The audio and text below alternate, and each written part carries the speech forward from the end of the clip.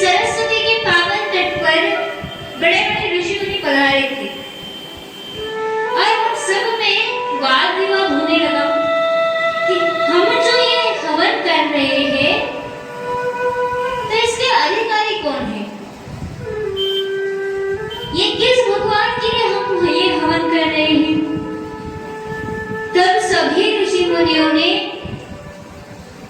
सभी के सम्मति से भृगु ऋषि जी को तीनों देवताओं की परीक्षा लेने के लिए भेज दिया,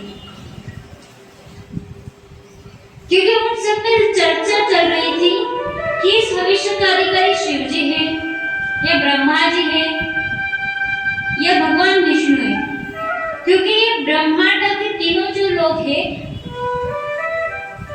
इनमें से जो मेन अधिकारी कौन हो सकता है। तब भृगु ऋषि निकल पड़े ये तीनों देवताओं की परीक्षा लेने के लिए। सबसे पहले भृगु ऋषि गए तो ब्रह्मा जी के दरबार में, ब्रह्मा जी की सभा में। जैसे ही सभा में गए तो भृगु ऋषि का कर्तव्य था ब्रह्मा जी को प्रणाम करना, उनकी स्तुति करना, पर ना ही भृगु ऋषि ने उनकी स्तुति की ना उनको प्रणाम किया, ऐसे ही सभा में जाकर बैठ गए। अभी जैसे ही बैठ गए तो यहाँ ब्रह्मा जी को क्रोध आ गया, अरे कैसा ऋषि है, जैसे आया तो बैठ गया, ना मेरी स्तुति की ना मुझे प्रणाम किया।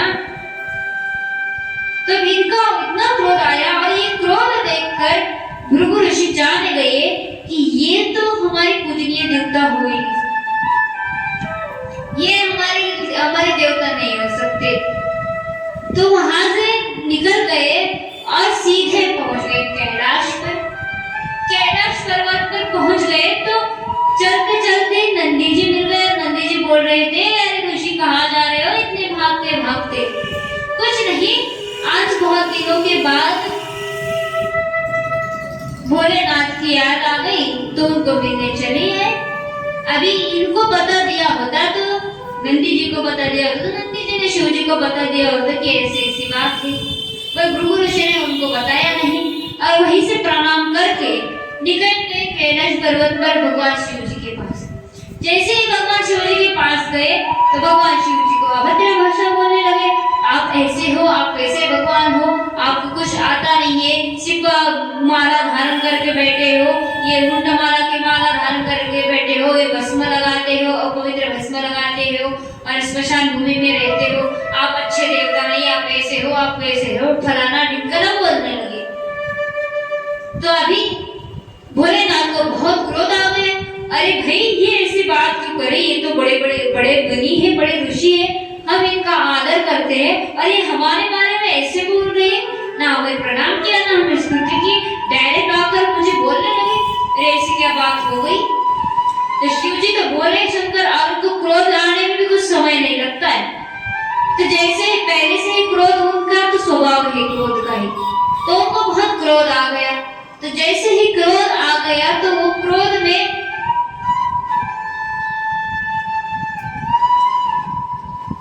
भृगु ऋषि को बोलने लगे,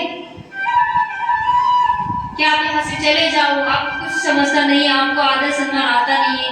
तो भगवान शिव जी की तो परीक्षा लेनी थी। अभी भृगु ऋषि वैसे तो थे ही नहीं, वो तो सभी का आदर सम्मान कर रहे हैं, वो तो ऋषि थे, पर उनको परीक्षा लेनी थी, इसलिए उन्होंने ये सब लीला रची थी। तो वो भी जान गए कि ये भी हमारे पूजनीय देवता हो नहीं सकते, इनको तो बहुत क्रोध आता है, अरे ये कैसा भगवान है, इनको तो क्रोध के समय ही क्रोध आ गए। तो उन्होंने सोचा कि अभी तो रह गए हैं भगवान विष्णु, अभी उनकी परीक्षा लेने के लिए जाना पड़ेगा। अभी कैसे होंगे कैसे नहीं का इनको भी क्रोध आता है, ये भी पूजनीय देवता होते या नहीं है। तो इनकी परीक्षा लेने के लिए पहुंच गए वैकुंठ। जैसे ही अंदर घुसने वाले थे भगवान के महल में तो द्वारपालों ने उनको रोक लिया और रोक लग गए तो पूछने लगे कि अरे ऋषि मुनि कहाँ जा रहे हो, भागते भागते। भगवान की आज्ञा के बिना हम आपको अंदर छोड़ नहीं सकते, आप अंदर जा नहीं सकते भगवान की आज्ञा के बिना। तब भृगु ऋषि को क्रोध आ गया, अरे मैं तो बड़ा ऋषि हूँ, मुनि हूँ, और ये क्या कह रहे हो। ऐसे क्रोध आ गया तो उन्होंने एक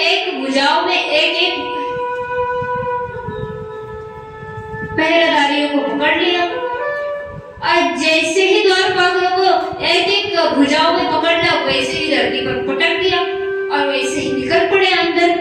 जैसे निकल पड़े तो ऐसे 100-200 की स्पीड से चल रहे थे भृगु ऋषि, और जैसे ही गए तो भगवान को प्रणाम किया, स्तुति की, वैसे ही जाकर भगवान की छाती पर 1.5 लाख मार दिए। ऐसे जोर से लाख मार दिए कि पूछो ही मत।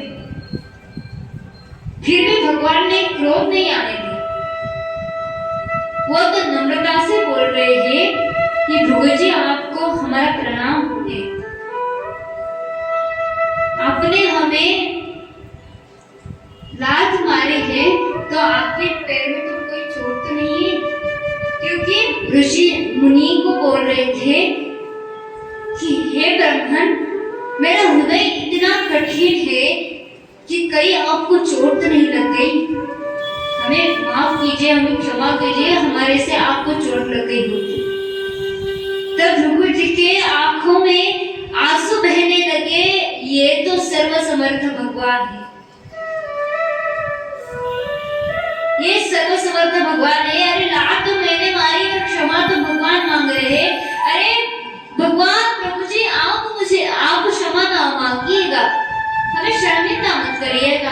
अरे हमसे भूल हुई है, हमसे बहुत बड़ा अपराध हुआ है, हमने आपको लात मारी है, इस अपराध का प्रायश्चित हम कभी भी कर नहीं सकते, हमें क्षमा कीजिए प्रभु, हमें माफ कीजिए, बहुत बड़ा अपराध हो गया हमसे, बहुत बड़ा अपराध हो गया है।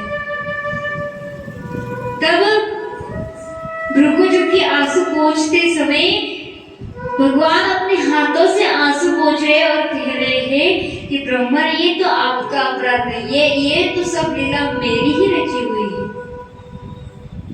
ये आपके पद चिन्ह मेरे हृदय पर हमेशा के लिए बनाए रखने के लिए मैंने ये लीला रची थी। तब ऋषि मुनि जान गए, तब भृगु जी जान गए कि यही अपने भविष्य का अधिकारी है, यही भगवान सर्वगुण संपन्न है और सर्व समर्थ है। तो बोलिएगा बड़े प्रेम से, बाके बिहारी लाल की जय।